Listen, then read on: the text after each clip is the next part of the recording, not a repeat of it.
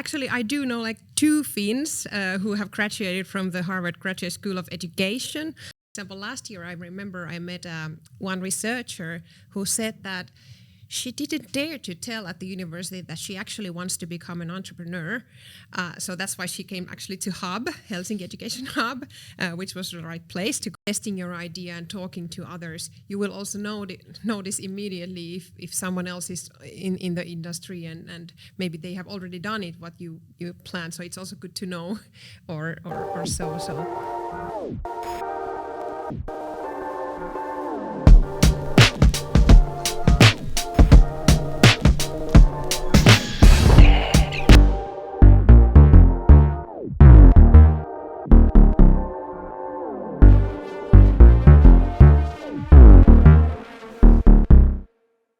Welcome to another episode of ThinkPod, where we examine how ideas transform into actions and actions into real-world solutions.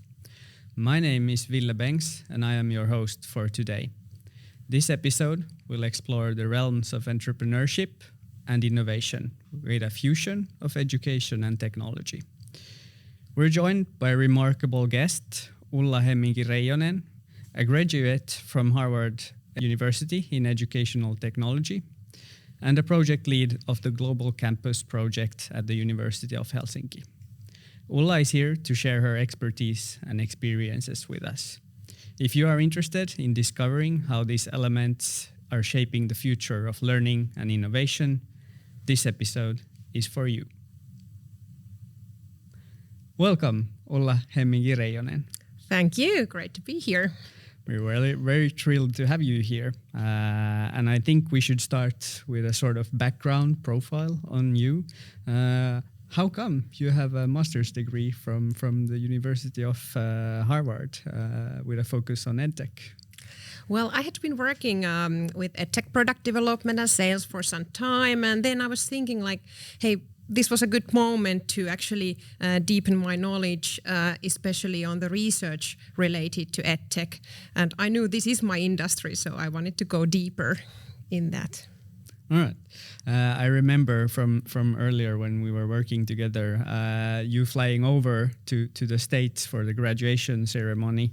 How was the experience of that? I mean, I think that's something very few Finnish people have done during their lifetimes, and they can say that they've actually been there and done that at the Harvard graduation ceremony.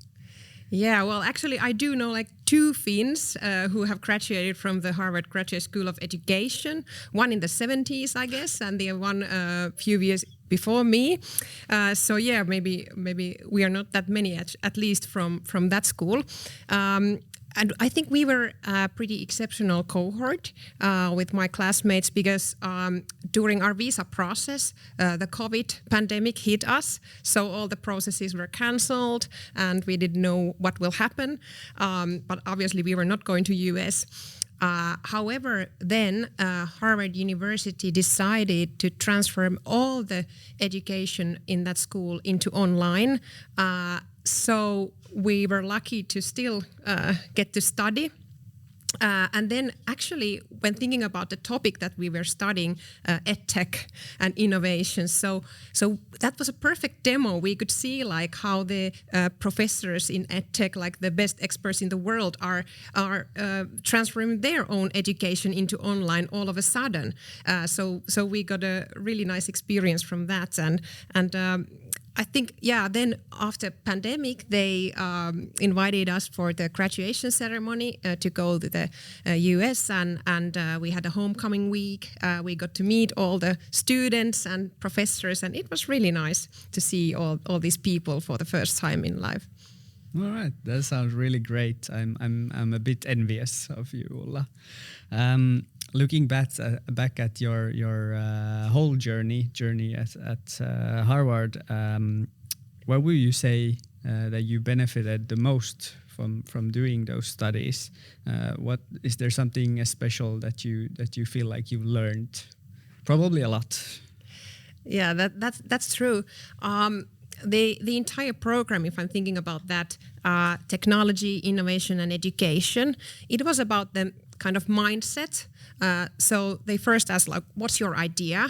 How are you going to change the world? How are you basing your idea on research? And how are you going to commercialize it? And this was studied from different perspectives in different courses. And I think this kind of mindset and learning how to actually work with innovations in EdTech, I think this has helped me already and will help a lot in the future in my EdTech product development tasks. And of course, another thing is the amazing global network that of EdTech experts that I was able to create during that year around the world. And I can anytime contact them and ask diverse things. So I think it's very supportive community.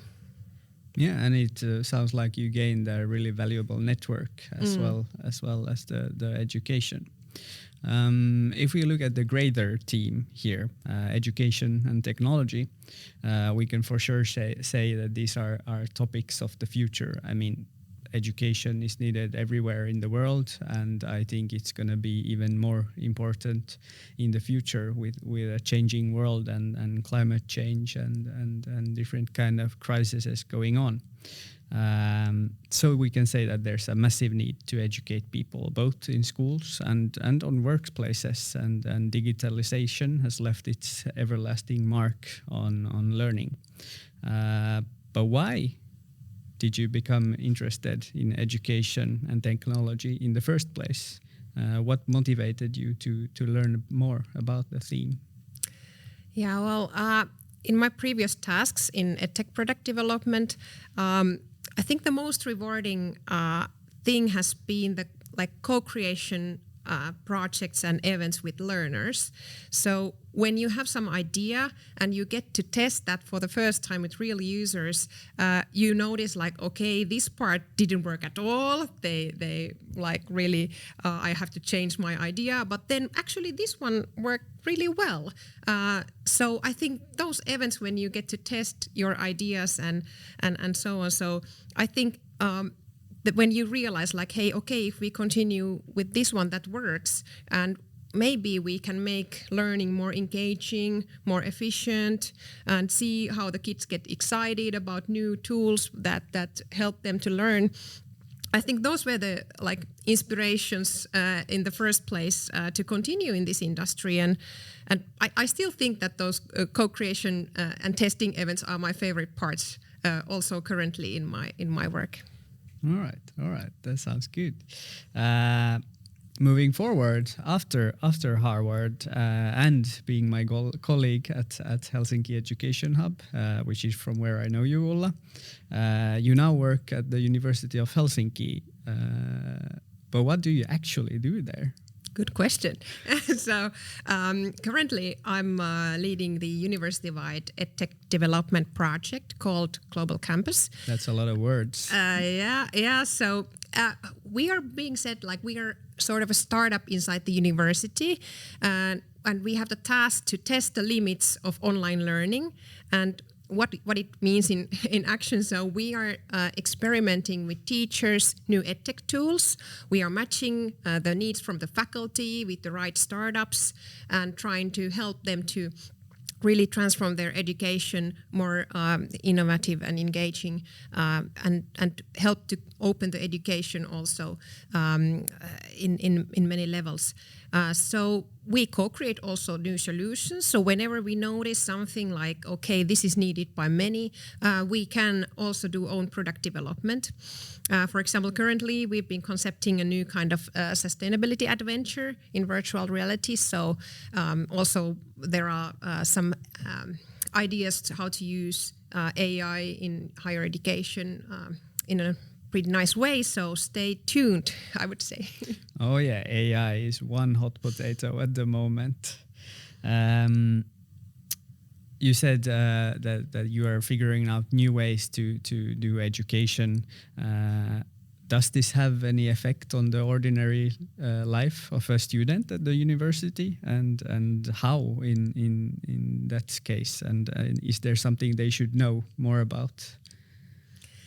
Well, when I'm talking to teachers and we are discussing like how could we, our team, help them, I first asked them like, what is the most difficult thing to teach, or what is the most difficult thing for students to understand in your course? So then we start to think like, could there be some new tools, some more interactive visualizations, or some other technology that could help in making that learning content more engaging and a little bit that direction. So I hope that through our work, the students will have more innovative courses and course content.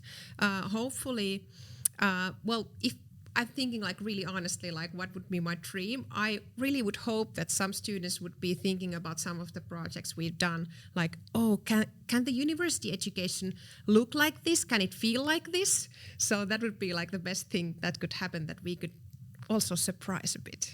Yeah, that sounds good. And I think I would have needed some of that when I was studying, especially the data science courses were something I could have used a little EdTech with. But looking forward maybe 10 or even 20 years personally, how do you think the studies at university level will look like? I think that we will see a lot more just-in-time type of studies instead of just-in-case type of studies. With this, I mean like there most likely will be more micro-learning opportunities and like about the topics that are needed in the society right now. And I think our university has already been working on this really nicely and going to this direction and preparing the students also for these new and very important topics right now. And for this, we actually also have a Digivisio 2030 project, which is a nationwide project where a common platform with intelligent features will be developed. And that will help then students to find out really the learning opportunities that they need, and they can really explore that hopefully more efficiently. Then, of course, I think AI will help our everyday life, but it will also like really change the education if we really let it and we learn to use it for the cases where it's really useful, and we really are open to test that. Also, I think we will have more kind of personalized learning paths. So I think we are able, hopefully also, but I really think we are able to support even like better diverse group of students. So I hope I'm seeing these kind of things. Yeah, I think that's really valuable as too.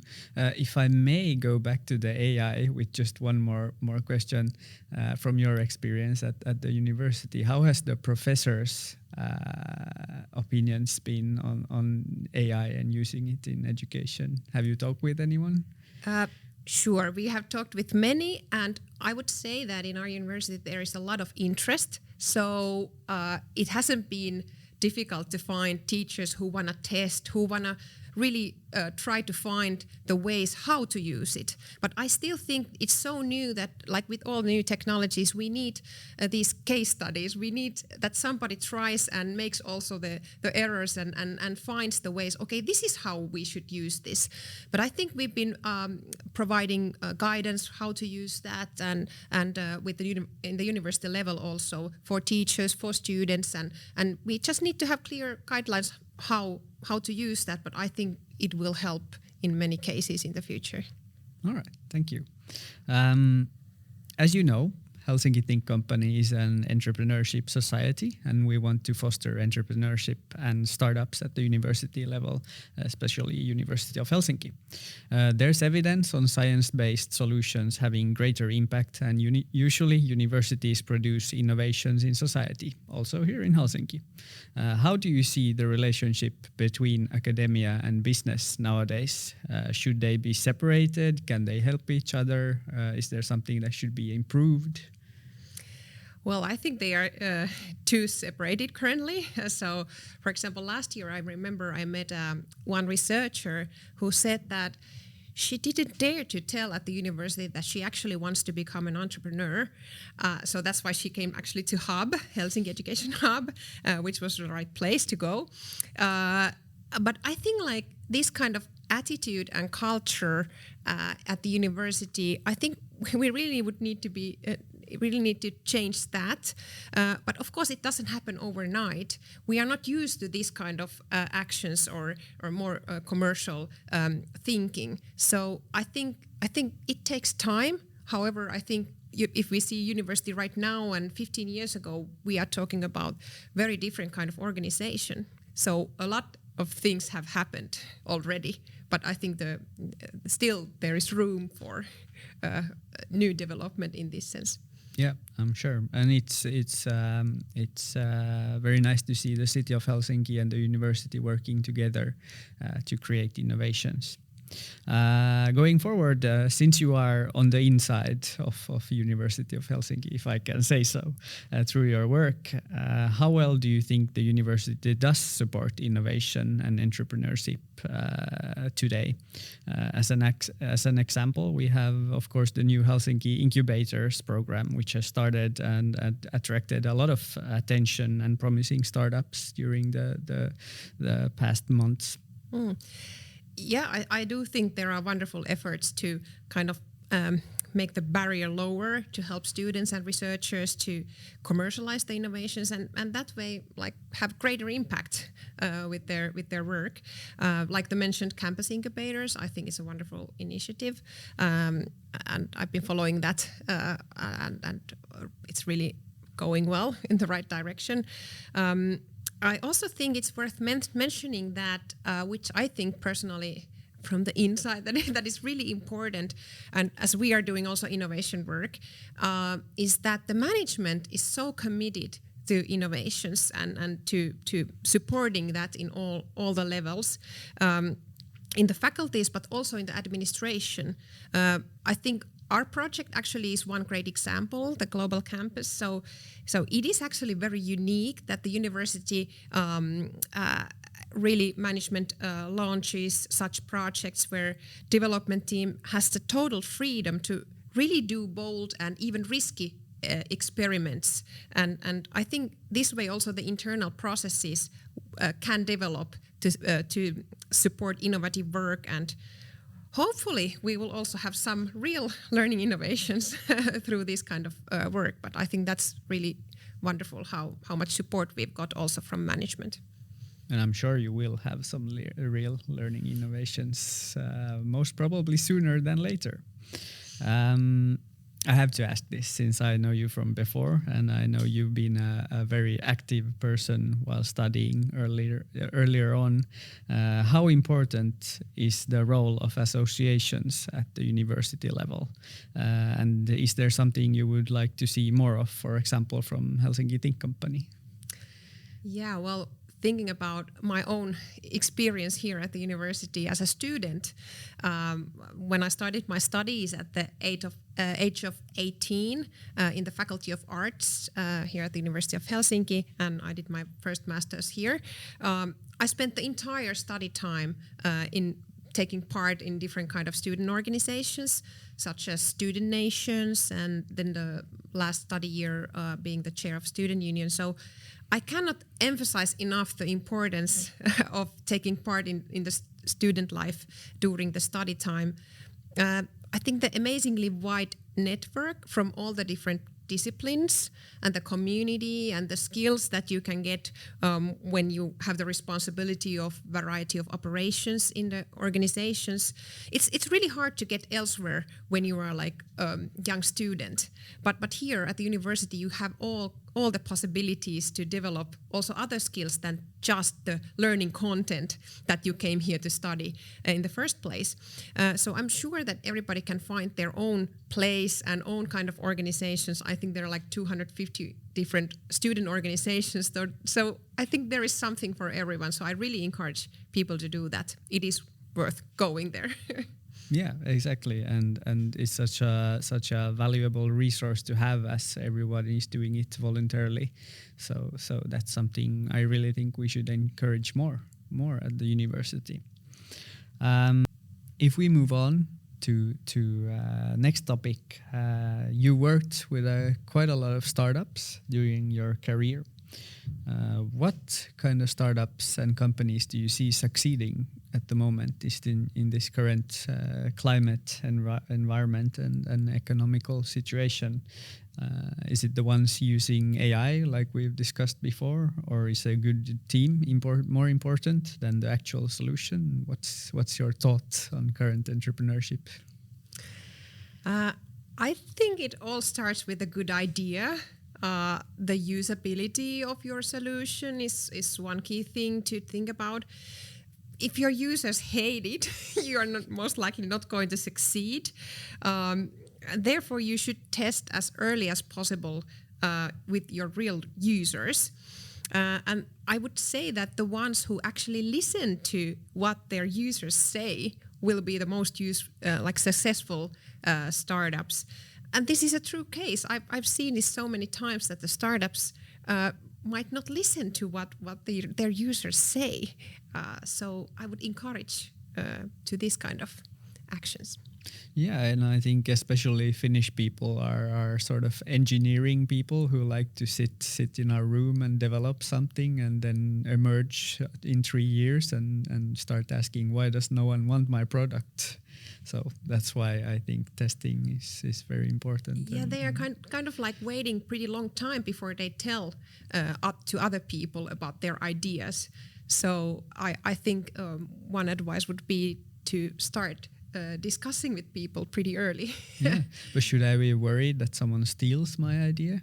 Well, this is usually the question that they are saying, but on the other hand, I would still say that testing your idea and talking to others, you will also notice immediately if someone else is in the industry and maybe they have already done it what you plan. So it's also good to know, or so. So yeah.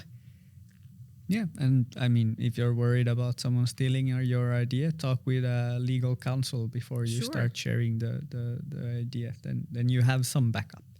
And what do you see are the biggest challenges currently, especially for starting and early stage entrepreneurs? Many people have these good ideas. But they then might lack the founding partners or certain skill set that they would need in the founding team. So, of course, choosing the co-founder is really important decision for early stage startup. Luckily, we have more and more these startup centers and incubators where you can actually find people from other disciplines and with other skills, but they are still like-minded. So I would say many people are struggling with this. So startup-minded people should meet each other more. Yeah, and I feel like even though I work at one, I can say this, I feel like there's a hub at every corner nowadays, some kind of hub where you can meet people. So yeah, please do go out and get help, get support. What tips do you have for our listeners out there who are entrepreneurs or thinking about starting their own company? Is it worth it?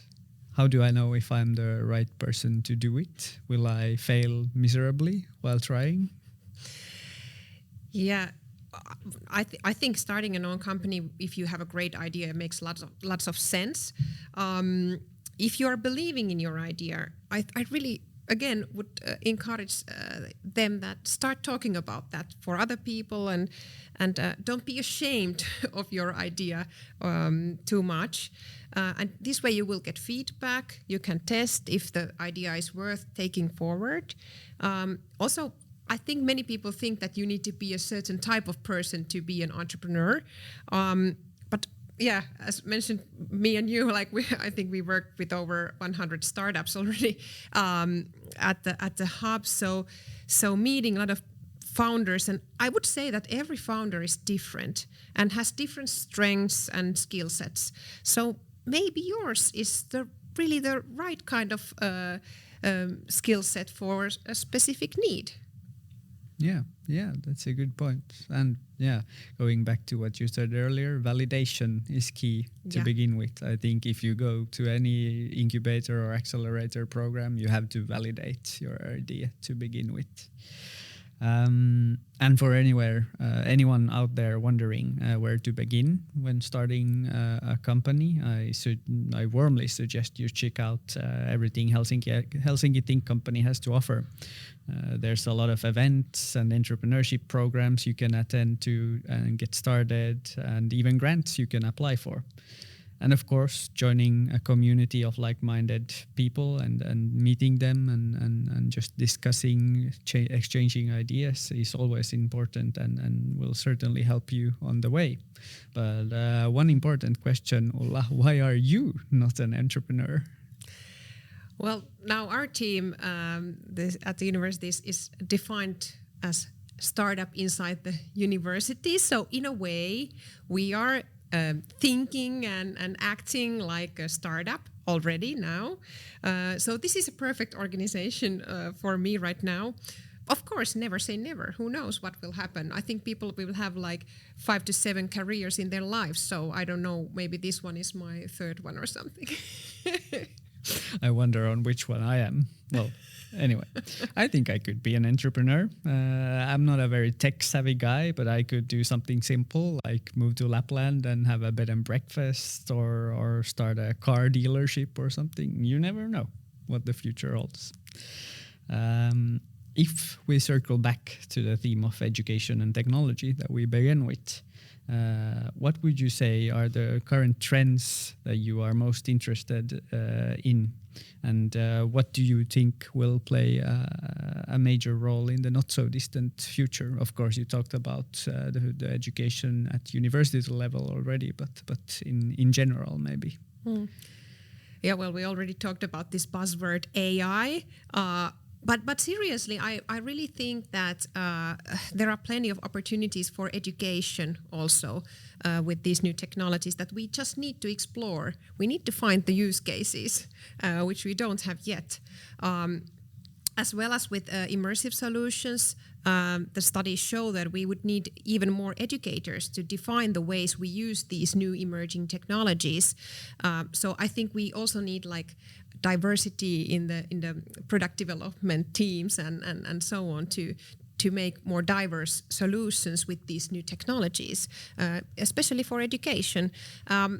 I think in the future we will have more and more solutions available which make the learning more efficient and personalized. And I would say that after pandemic,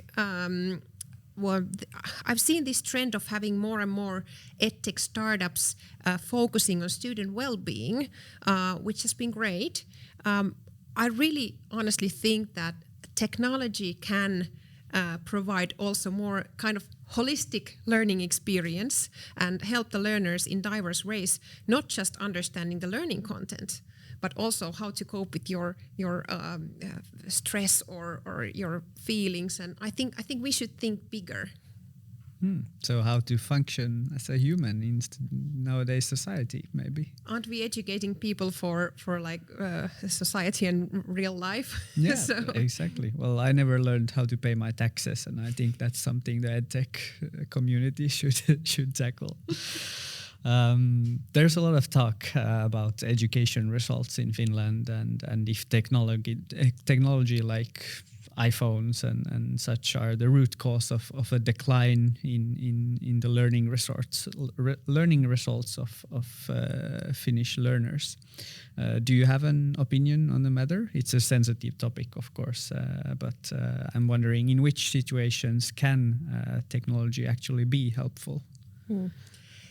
It needs to be remembered that technology can always be used for good and bad.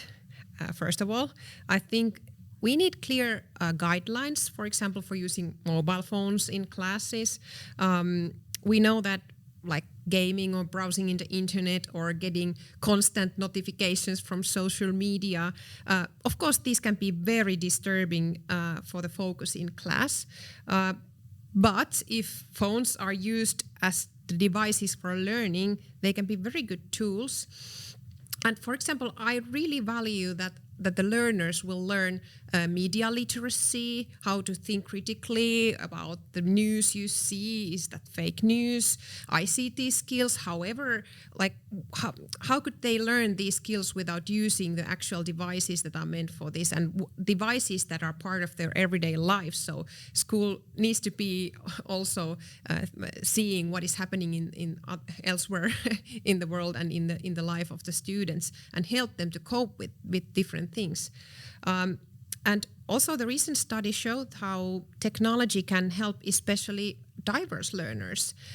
So, for instance, enable studying at lower pace or help with diverse learning needs, such as improve the language skills. So I think if we can use technology to help even more students to learn better, I think we have to explore the ways how to do that. Yeah, I think that's a great answer. So what should starting EdTech entrepreneurs focus on right now then?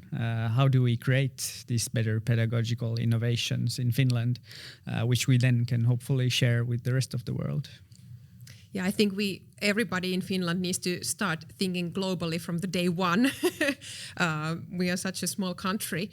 But I think it all starts with the problems and challenges that the innovators identify, and more importantly, the ones that they care about.